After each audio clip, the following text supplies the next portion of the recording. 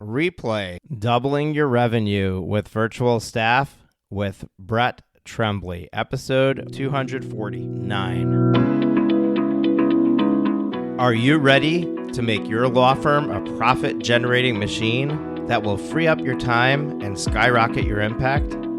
With more than 2 decades of business growth experience and having proven that you can be successful while prioritizing your family and your impact, introducing the Profit with Law podcast. I am your host, the creator of the Firm Differentiator 10X Effect, Moshe Amsel.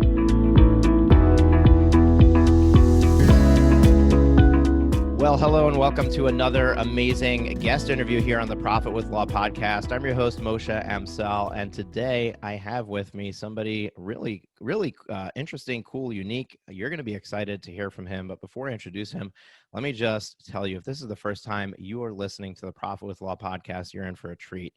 And what I need you to do is just look at your podcast player. There's a little subscribe button. Hit that button so that you get notified the next time we release an episode. We have 2 episodes coming out every single week. On Tuesdays, I do a solo episode. Thursdays, we do a guest interview. We get amazing feedback on our episodes, and I am sure that you are going to enjoy it. If this is not your first time here on the Profit with Law podcast, we'd love it if you just took the moment to rate and review the show. The more ratings and reviews we get, the more likely somebody is to check us out. And this is not about me. It's about you. It's about growing the status and the success of the legal community. So we are now going to jump in and introduce our guest. My guest today is Brett Trembly. And Brett is the founding partner of Trembly Law Firm, as well as a co-founder of Get Staffed Up. Very interesting person and story, and I love what he is doing, and I'm really excited to have him here on the show. Brett, welcome to the show. Moshe, thanks so much for having me. I'm very excited to be with you today. Awesome. So Brett, what I like to do when I bring a guest on is just introduce you to the audience. So people are going to want to know who the heck you are, where you're located, what do you do, and how did you get into that? So if you could just give us a brief backstory of your history, I would love to learn more about you and share that with our audience. Well, let me give the quick version in case people are about to turn this off and say, why should I listen? I started a law firm by myself with no assets, no resources. And 8.5 years later, just yesterday, we could finally announce it. We hit the Inc. 5000 list. We have 10 attorneys, 23 staff members, and we're still growing like crazy. So if you're just starting a law firm or you've been stuck for a while or feeling stuck, then, you know, maybe this is a good podcast to listen to. And you mentioned Get Staffed Up, and that is the way that we're giving back to the legal community. As you said, it's about growth in the legal field. Too many people are doing what I did, and I could talk more about that, where I couldn't get my own help. I couldn't hire. I was scared. I was frozen in just fear of making moves and losing money and going out of business. It wasn't what I thought was going to happen when I started the firm. And I didn't have immediate success. And that was kind of the first time in my life that I didn't, just come out the gate and be really good at something. Lawyers we're used to being overachievers and being at the top of our class and everything. And it stemmed from the fact that I was afraid. It was my ego. I was afraid to fail because of what other people would say about me. And so I was doing everything myself. I was licking my own stamps, sending my own faxes. I'm not exaggerating here. And all those things were getting in the way of me being who I needed to be. And some people get that message, but a lot of people don't, because they do what I did and they lie to themselves and they justify. And I can work 14 hours a day, and I have to work 14 hours a day because I don't have the money to hire someone. So if Get Staffed Up, what we do is virtual staffing for lawyers from other countries. It makes it way more affordable. And if I had known about this concept early on, I think I would be at a different stage, because it really is it's growing like wildfire, the business is, because what we're doing is so helpful for lawyers. Awesome. And I'm going to take the second half of this episode to really dive into Get Staffed Up and what you're doing there and how that helps attorneys. But before we do that, you said that you just got accepted to the Inc. 5000. What's the criteria for that, and what does that mean as far as your growth? I know it's just a badge of honor, but what does that tell people when you say I've been accepted to the Inc. 5000? Yeah, well, it's not accepted. Unlike your chamber awards, where it's kind of like who you know and your friends and people voting and kind of made up. The Inc. 5000 is a verified revenue list of the fastest growing 5,000 companies in the United States over a 3-year period. So the criteria is 3 years. You have had to be in business 3 years. So 3 years ago, you had to have revenues of at least 100,000 minimum.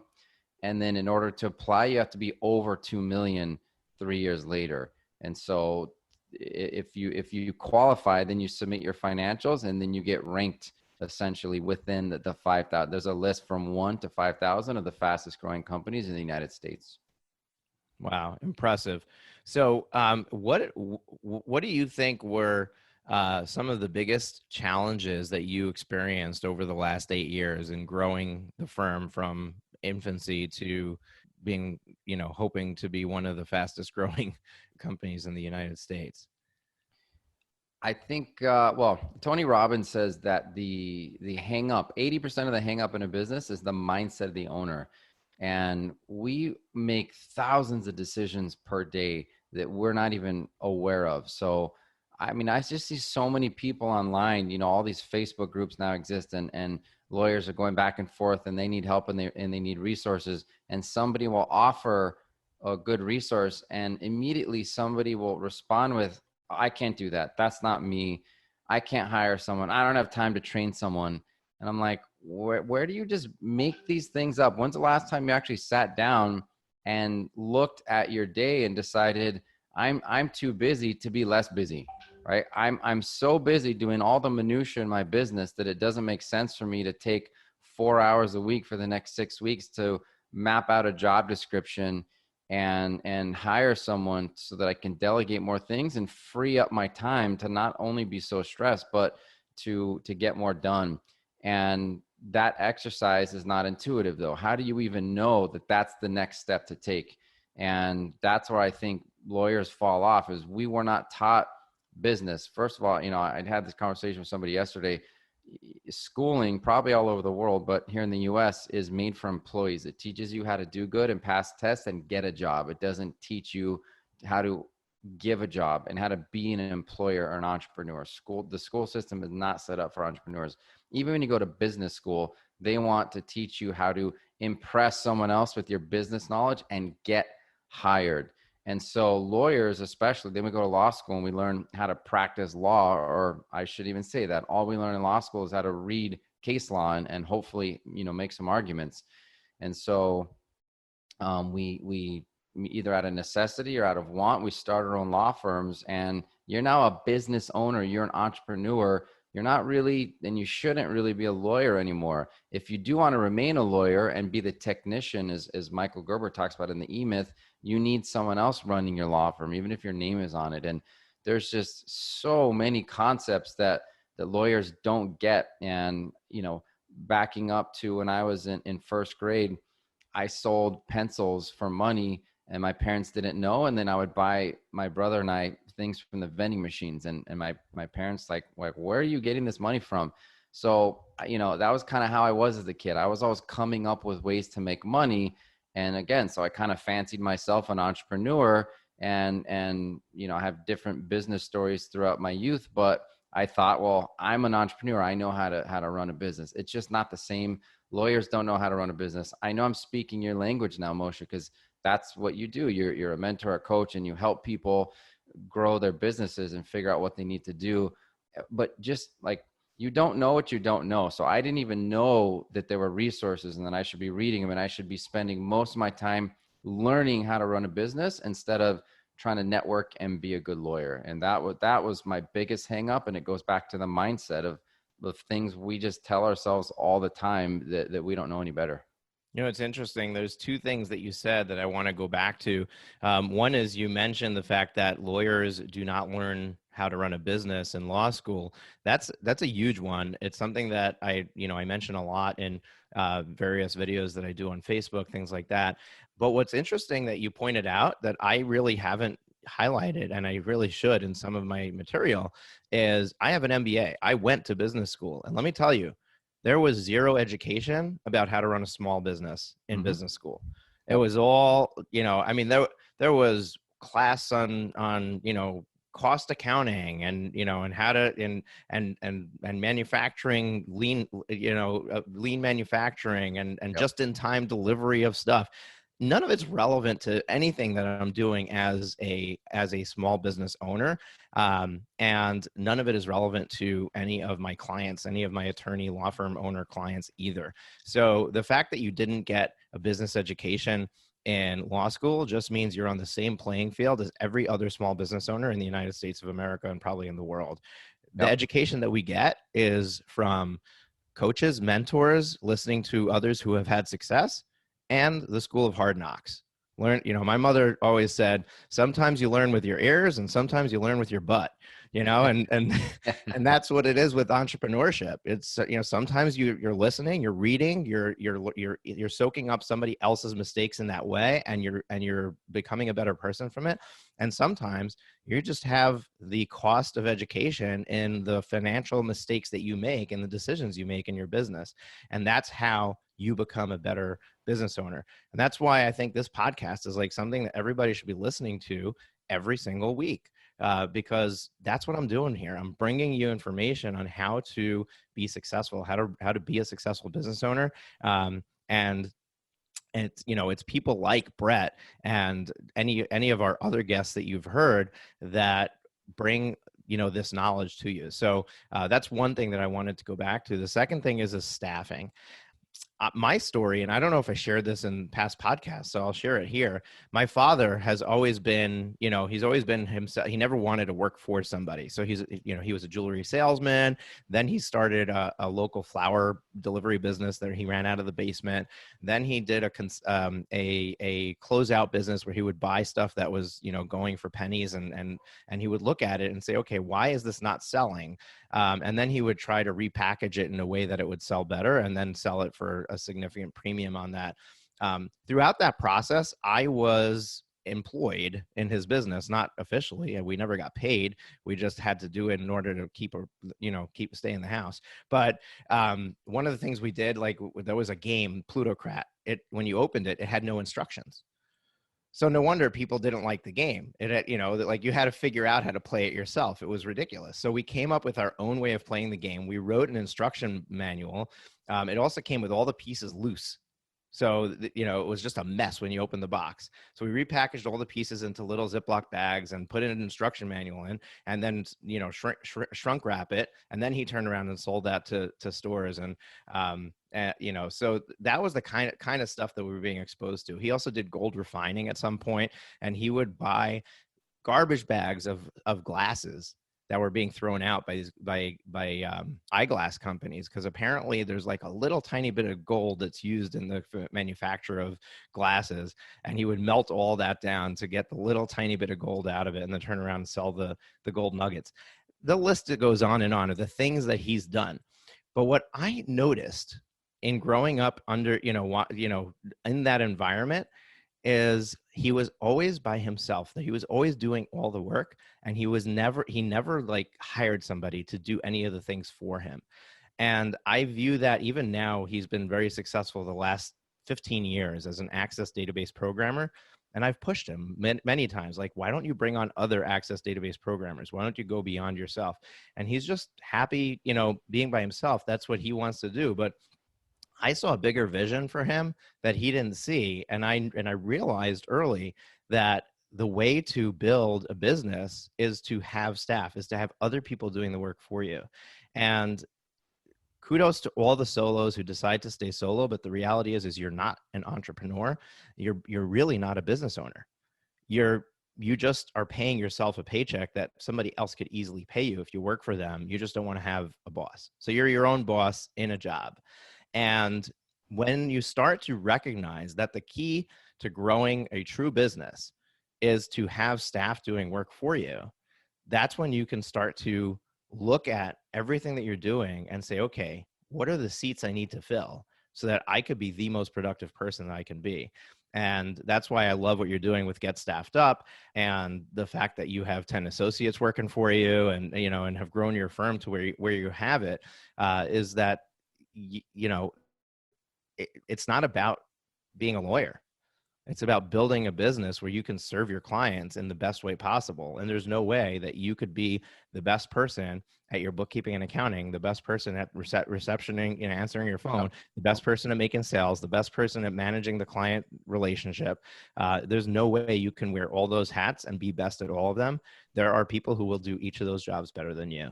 So why not have them work for you and have the most amazing experience for your clients? Mm-hmm. And you just back and enjoy and reap the benefits.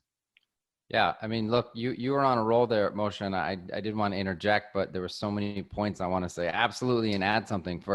First of all, it sounds like you and I were cut from the same cloth, because believe it or not, my last name's Trembly. Obviously, our family had a jewelry store for 47 years. So after World War II, my grandfather went to watchmaking school and then found a little town, believe it or not, in New Mexico, where I grew up, that had the train. It was like a hub for the train stations, and he would fix all of the railroaders' watches. And then my dad bought the business, etc. So I know about, the jewelry business a little bit, and the gold, etc.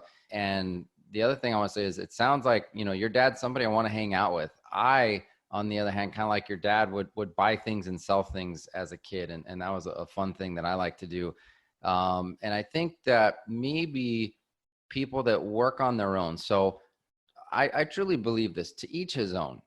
If you're truly happy doing everything yourself, and that's just the way you work and you operate, fine. But most people aren't. They're just lying to themselves, worst of all, and to everyone else, pretending that they're happy to be that way. If we all know criminal defense, that's a little harder to scale.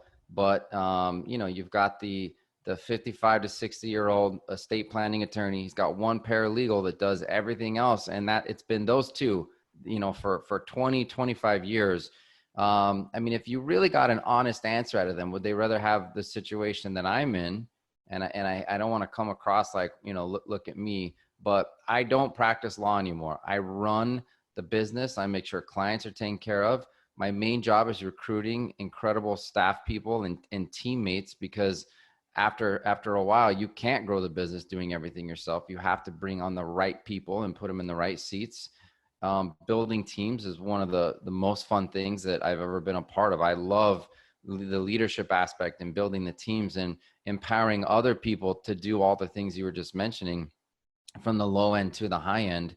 So would they trade with me, or I'm, have a 10 attorney law firm and I'm not actually having to practice law, or would they want to continue to slave away? Look, I don't have as much stress as I once did. That's just a fact. And so that by itself makes my life way better. And the only way to do that was to realize what you just said. You cannot be all things to all people and do all the positions in your business that a business needs. And the longer I go into this thing, so I would have said 8 years ago that if I had 10 attorneys, I would be island hopping on my private helicopter. That was kind of my immaturity at the time, because I didn't have a business that big. So if I would have, back then you would have told me I was doing the kind of numbers and revenue, I would have thought, wow, I own the whole city. It's not like that. We still have people that should only have one hat that still wear multiple hats, because as you realize, a business needs one person in one seat, and there's so many different things a business needs. If you don't have an assistant, Moshe, you are an assistant, and you can't argue with that. It's a fact. If you're answering your own phones, you're acting as a secretary in that moment.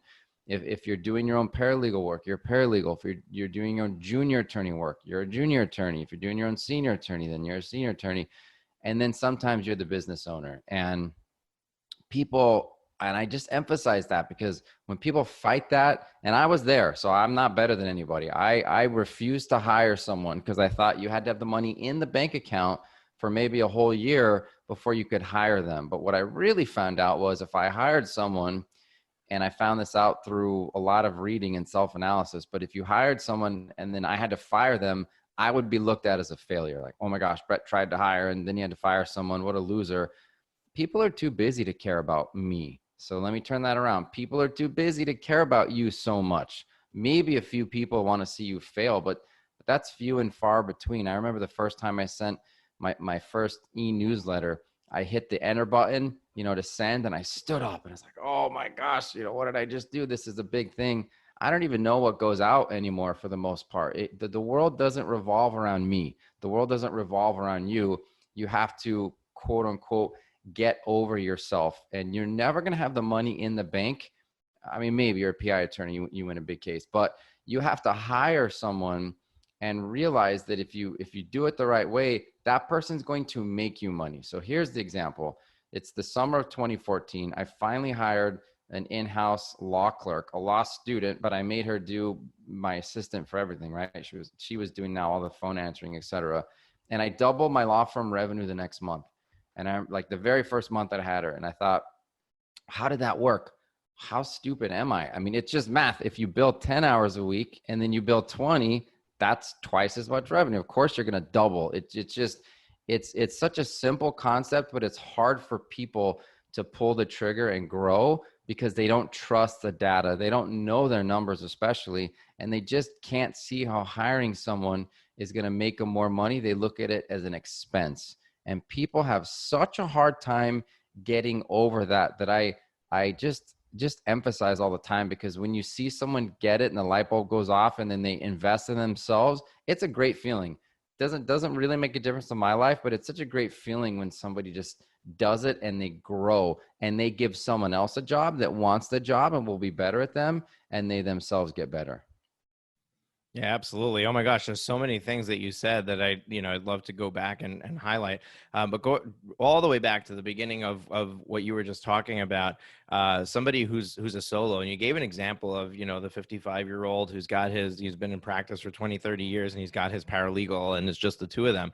I want to point out that being a business owner means bringing in help, however that looks. It doesn't mean you have to be a 10 associate firm. You can stay a one attorney firm where you're the attorney and still have Smith AI doing your virtual reception services. You get staffed up, giving you an admin person to do your administrative work, having a virtual paralegal services company giving you a paralegal. We had one here on the podcast just a few weeks ago. I don't know when this episode will be released, but her name is Jacqueline Foster, and I'm just going to check the episode number real quick. I think it's 122. So folks, if you go back and look at episode, just pulling it up here on my phone. Yeah, episode 122, virtual paralegal services with Jacqueline Foster. There are so many options to get help. That doesn't mean I have to hire a full-time staff person. And that's like the big hangup is, oh my gosh, I can't commit to paying somebody a salary when I can't predict that their stuff is going to come in and the business is going to continue to flow. And what Brett pointed out is that you got it backwards. It's not, it's which came first, the chicken or the egg. It's not the work that comes first and then you hire the person. You hire the person first, and that makes room for more work. And that's how you're able to handle more clients. What happens is, what you don't see happening is that you're not seeking new business when you're busy. And because you're busy all the time, you're almost never seeking new business. And as soon as you offload that work, you're now ready to accept new business. And that's when it's going to come to you. It's not so much like a woo thing. Like, oh, I open up to the universe and the universe will fill it. It is part of that. That's part of it. But the reality is that it's just simple effort and energy that you're putting into the business. And the more that you recognize, like, here's another way to flip what you were saying. Who is going to make a better business owner? Somebody who is spending all of their time focused on how am I going to make the business better and grow the business now and not doing anything else, or somebody who's spending maybe an hour to 5 hours a week in that role and doing that thing. There's no comparison. No. And here's the analogy, just to interject real quick, that I use when I'm trying to get this point across to people. Cause I think attorneys, we're so hard headed. It's like, oh yeah, well, I can do everything myself. I can't hire. It's like, who's going to have a better restaurant? The guy that spends all his time secret shopping his own restaurant, getting quality surveys, quality assurance, making sure that his host or hostess is the best in the business, making sure that, the napkins are folded, that everything's being taken care of, that he hired the best chefs in the world, or the restaurant owner that's his own host, his own waiter, his own chef, his own server, line chef, and his own business owner, his own bookkeeper. I mean, the list goes on. It's so intuitive that you can't have a good business when you do everything yourself. That's the part that people don't get. No offense, but if you're truly a solo, or even a little bit of help, you can't have a great business. You can be a good attorney, but you're never going to make the kind of difference for people that I think most lawyers want to make.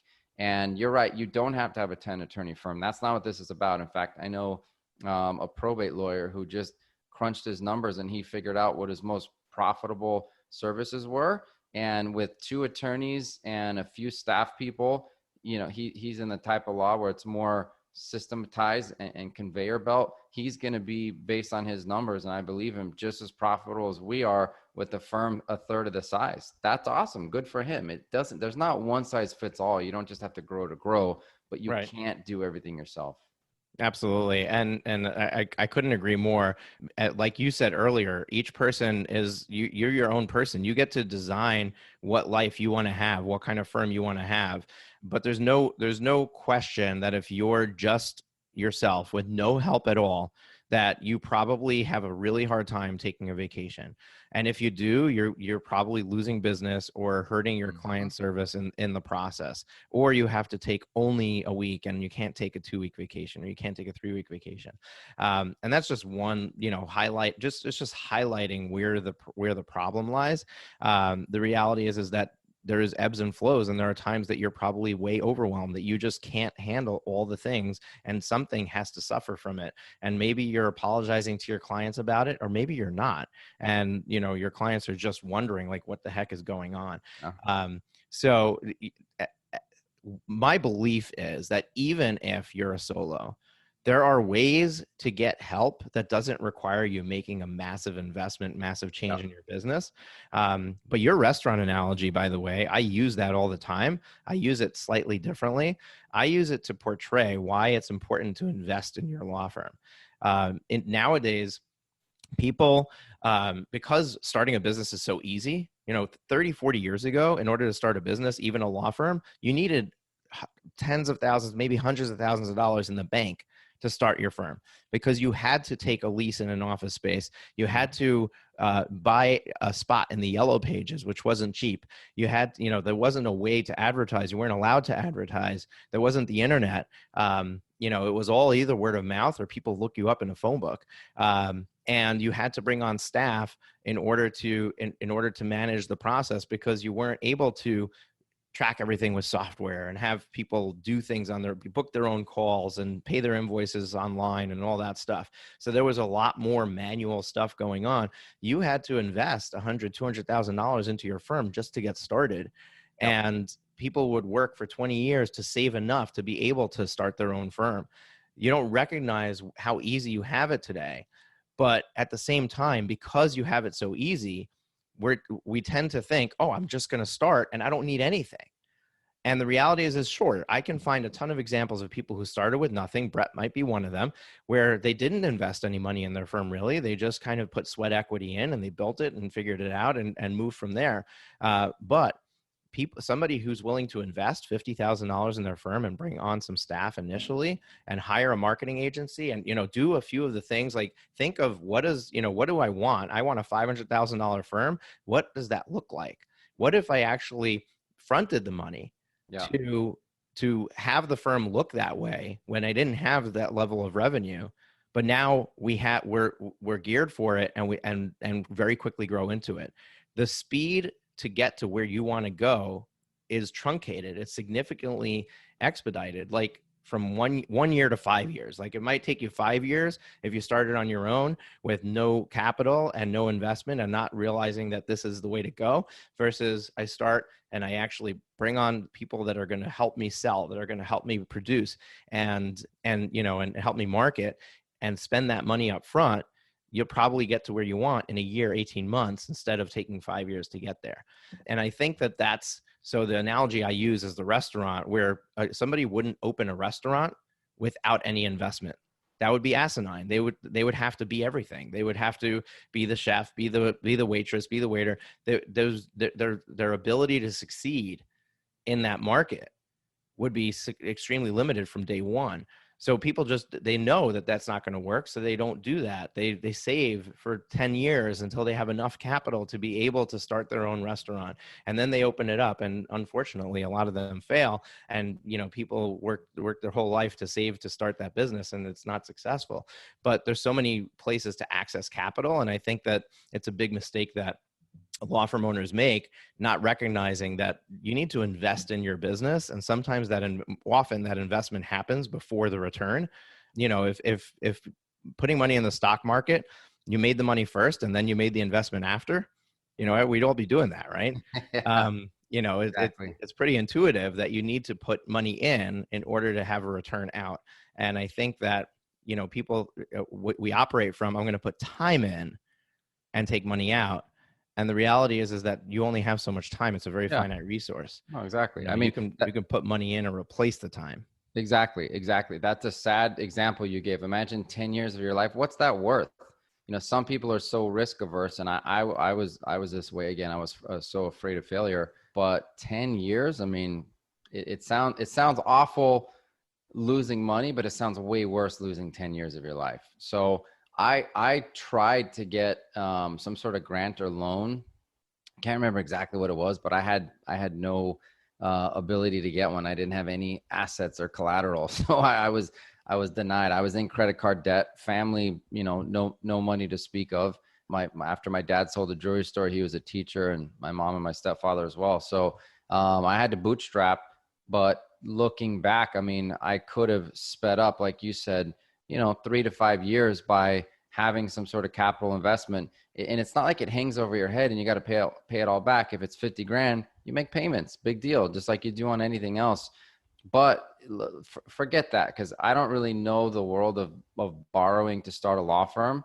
Of course, a lot of our clients, we're a business law firm, so we help them do that, for starting their business. But in terms of this audience, there are so many resources where you can get fractional help.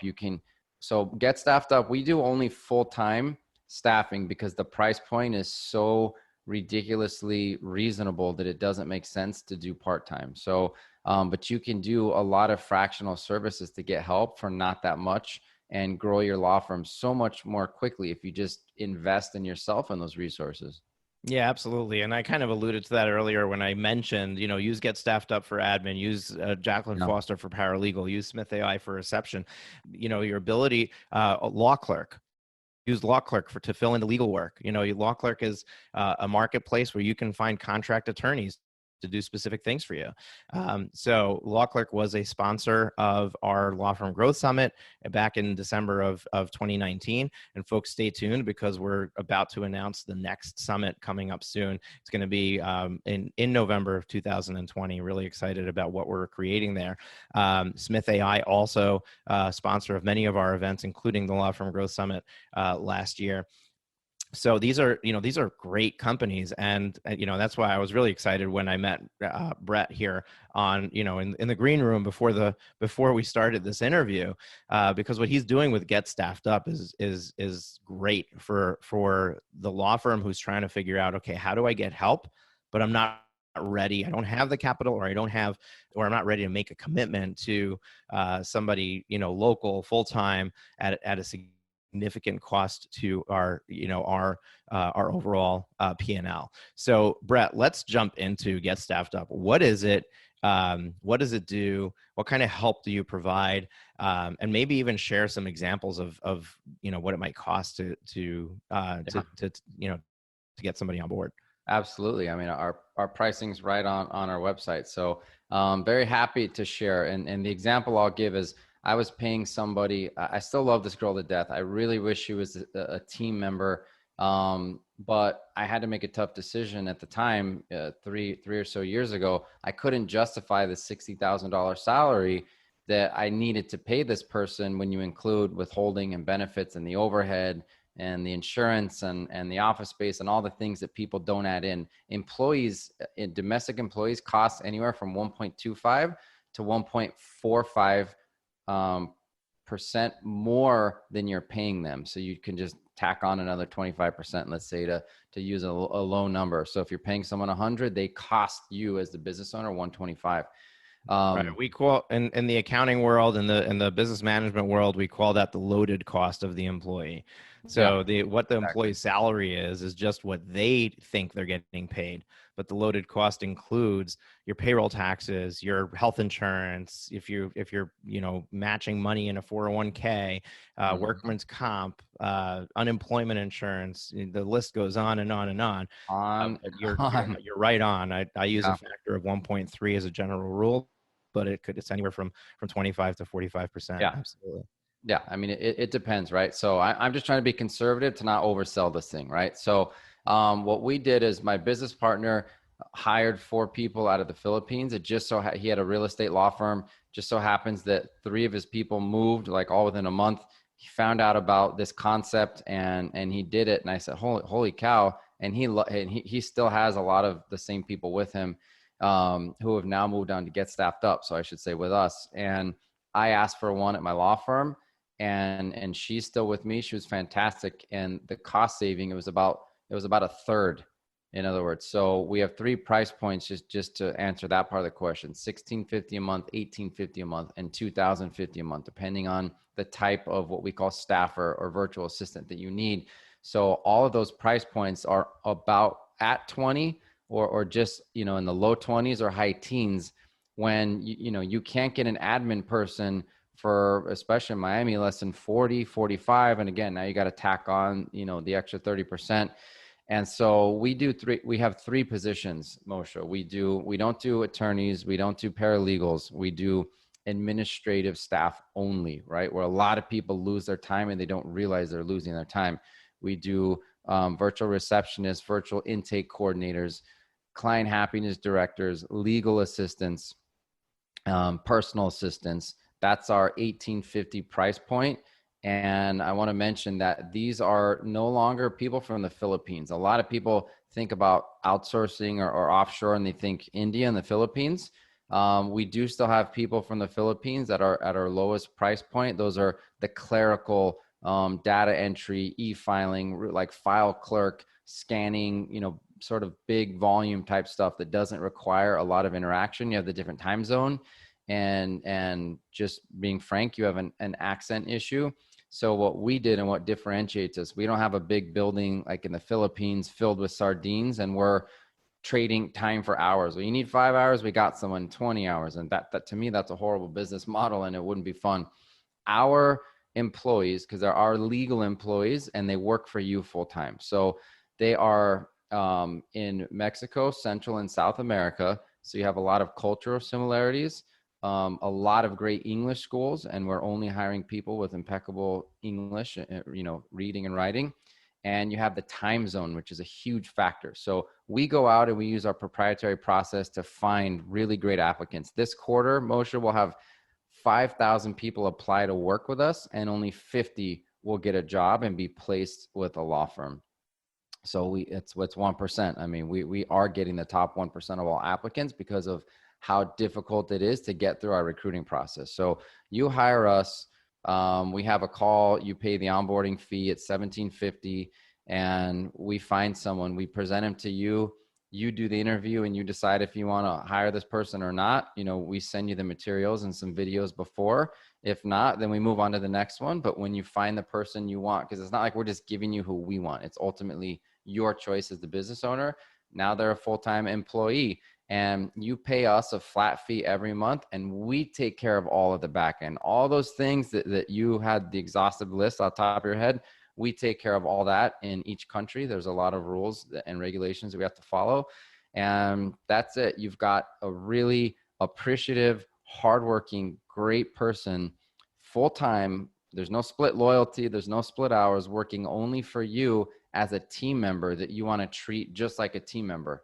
Right? Include them in your huddles, include them in your daily meetings, include them in fun company announcements, include them on the website, make them feel a part of your team. And, the reason we're growing so fast is people are saying, is this really this good, Brett? Sign up. I promise you won't be disappointed. I need another one. Most of our clients get a second virtual assistant from us within the first 6 months. And most of our business has been word of mouth, because when someone else explains what they're doing through us and how great it is and how cost effective it is, because that's a big part of it. I mean, we're just getting referrals left and right. And we haven't really even started down the marketing and promotion road yet, because we spent so much time working on our own systems and processes. We already have 15 of our own employees, all virtual from other countries. So the third price point is the marketing virtual assistant. And that's the $2,050 per month. So you really want to supercharge your media. Most companies here want to charge you about that much for, I don't know, 10 Twitter and 10 Facebook posts and a newsletter. It's like, that's all you're getting for that kind of price point. You can have 50. We have a program where we can teach you to have, you shoot 1-minute video yourself, and your virtual marketing assistant can pump out 54 pieces of content from that one video that you did. You could do that every day. You can be everywhere like I am. You have your LinkedIn managed, your email managed, your Facebook managed, your Instagram, your newsletters. And you're, like we talked about, you're not dealing with any of it except the approval and possibly, the messaging and the vision. So I don't want to go on, but I could, because it's very exciting, the cost-effective resources that we're bringing to law firms. Oh my goodness, Brett, you got me sold. Sign me up. I need 3. Okay. This is, what's interesting is that as I've had questions, you just went and answered the question with just what you were describing. One of the challenges that I have, so I have staff in the Philippines, and one of the challenges I have is the time zone thing. I'm not going to make somebody work during their night. That's just not a relationship I want to have. I'm all about helping people and giving them a better life. The last thing I want to do is have somebody work a night shift just to be able to work for me during my business hours. So it limits what I'm able to do. So I love that you've been able to go to other places where you've solved that problem. The English language is also a challenge. My staff in the Philippines is not customer facing. They're not, to an extent they are with email marketing or emails that they're sending, but they're all scripted by me so that they're not writing the email themselves, because otherwise it would not sound right when it was received on the other end. So it's got its limits, and I was wondering how you're navigating around that. Yeah. So you answered all of that by, where you're getting your staff and where they're coming from. And I love that. Here's what I'm sure some of the people who are listening to this are thinking, and I would like to know what you do to get around this challenge. So many people who are looking at hiring their first person or getting their first bit of help, and now they're saying, oh, this sounds amazing. I'm ready to do this. I can invest $20,000 a year. I couldn't invest $60,000 plus overhead, which brings it closer to 70, 75. But I could invest 20 and get help.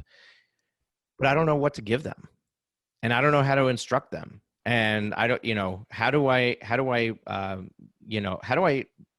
know that I'm ready, that I have everything to hand off to? Is there some sort of, standard procedure or process to be able to offload that work? So that's where I'm sure people are going right now, saying this sounds great, but I can't do it because I'm not ready, because I don't have systems and processes in place. I don't have a thing that I could just hand off and say, here, go do this. So is that something that you come across, and Yeah. How do we deal with that? All the time.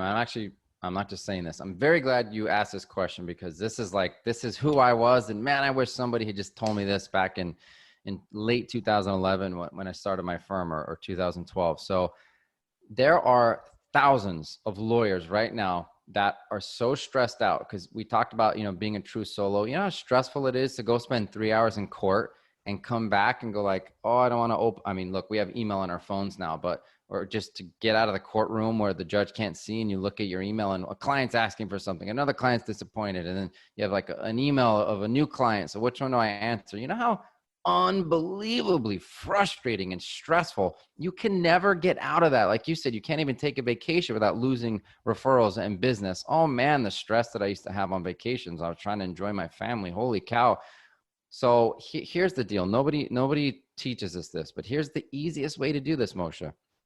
Spend 1 week Write down how you spend your time. We got to log our billable time, right? Write down everything you do. I answered the phone. I went to the bathroom. I'm serious. Just write down everything. Highlight all the crap that you hate doing and I don't want people to do this. Like I say, well, highlight all the stuff you can give away to someone. And people are like, oh, I can't give that away. I can't give that away. It's such nonsense. You can give away 99% of yes, you can. Just highlight the things you don't want to do, or the things that annoy you, or the things that don't make you money. Do that for a week. That's your job description. You're going to have, I go back to the email management. If you call us today, and that sounds like I'm selling something, right? Call us today. If we were able to get you, and we can, of course, an administrative assistant for $18.50 a month just to do your email and your calendar, you will have so much more time. I would argue 25 hours per week to work on whatever systems you want, to bill more. You will pay for that person tenfold.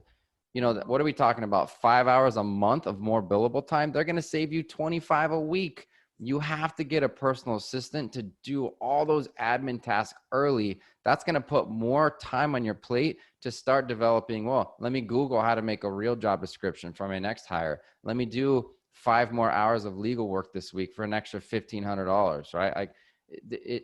That's what you do, Moshe. You write down how you spend your time, and then you chronicle it. You batch it up. Mostly it's going to be your email, your messages, your calendar, your phone answering stuff. You give it away, and you will feel so liberated with the amount of work that you just got off your plate.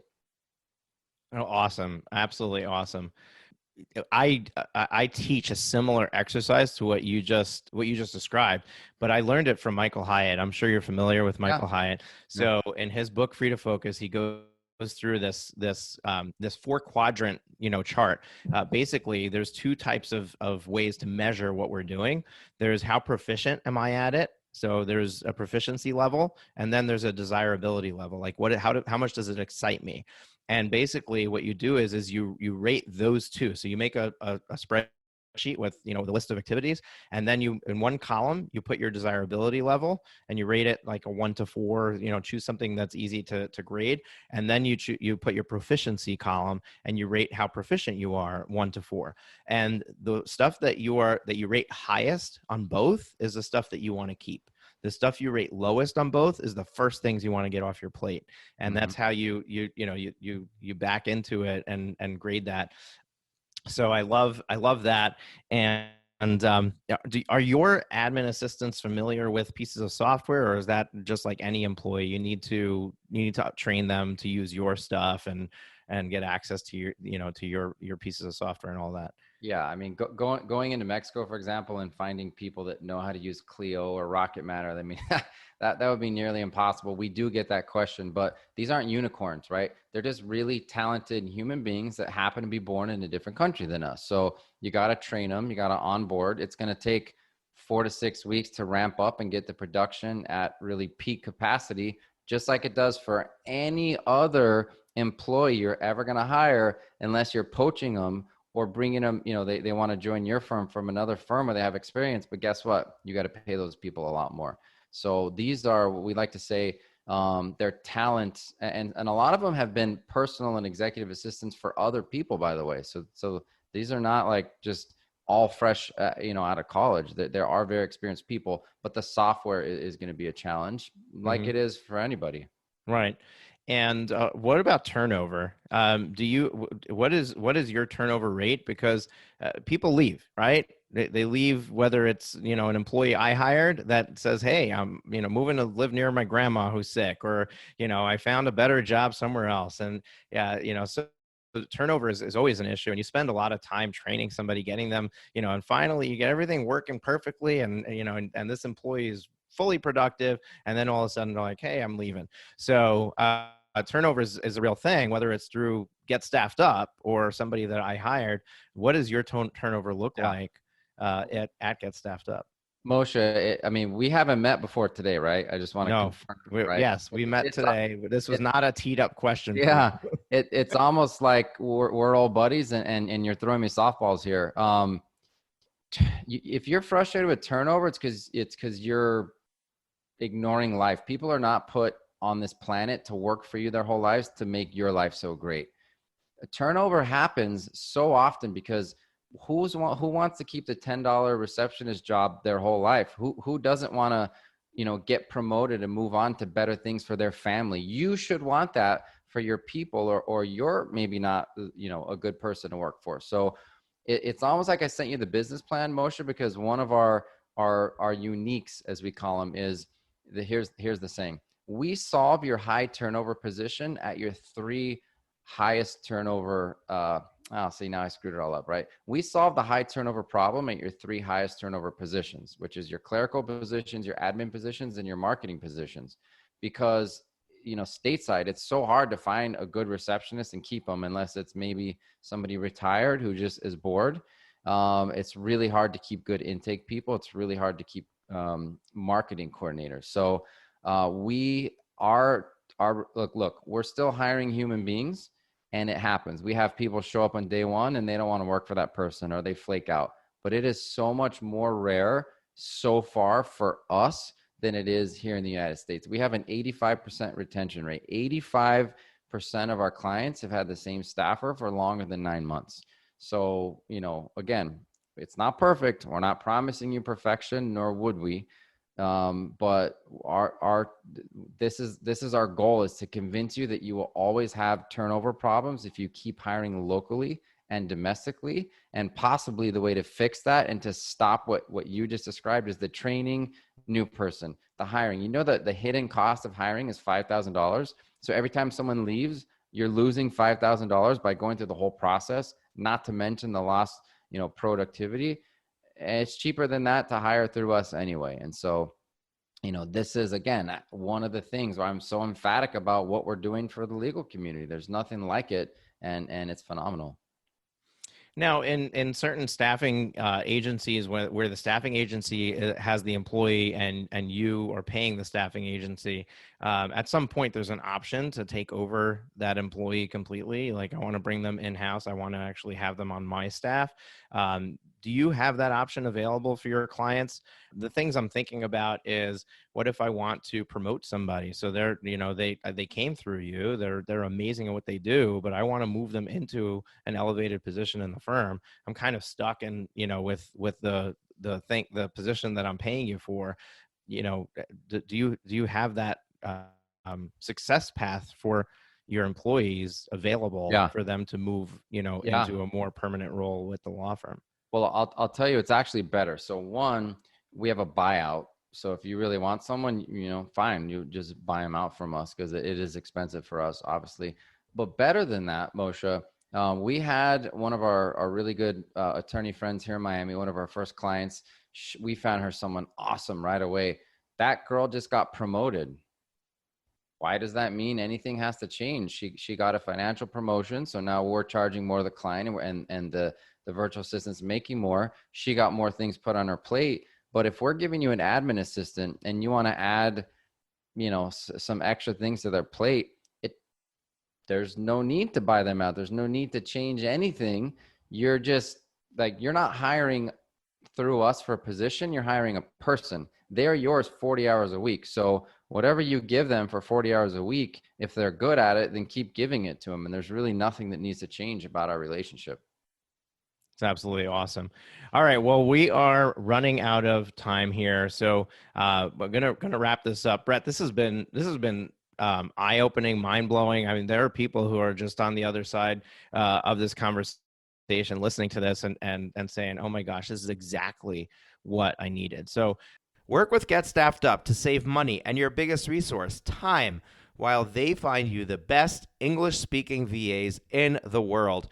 Hashtag delegate your way to freedom. To learn more, go to profitwithlaw.com/get staffed up. Profitwithlaw.com/get staffed up. Brett, it's been wonderful. It's been a great conversation. Thank you so much for sharing so openly and honestly with our audience, and really helping me highlight something that I talk about a lot, and whether it's on the podcast or in my coaching sessions with my incubator members.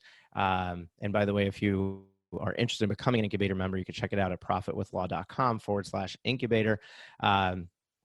this is something that I'm very passionate about. I'm passionate about helping law firm owners make their business, their law firm a profitable business venture.